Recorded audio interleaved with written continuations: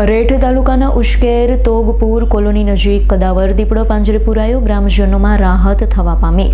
અરેઠ તાલુકાના ઉશ્કેર તોગપુર કોલોની વિસ્તારમાં છેલ્લા કેટલાક દિવસોથી કદાવર દીપડાની દેખાવથી ગ્રામજનોમાં ભયનો માહોલ છવાઈ ગયો હતો, જેના કારણે લોકો ખેતરમાં જવા તેમજ દૈનિક કામકાજ કરવા ડરી રહ્યા હતા.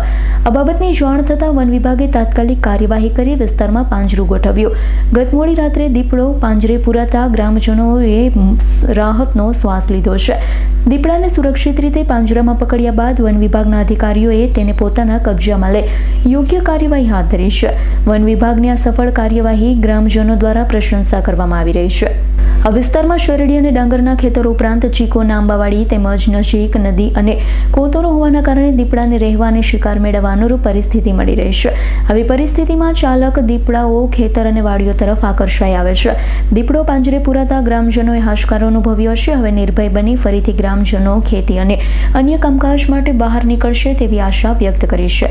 જીતેન્દ્ર સોલંકીનો રિપોર્ટ, S9 ન્યૂઝ, માંડવી.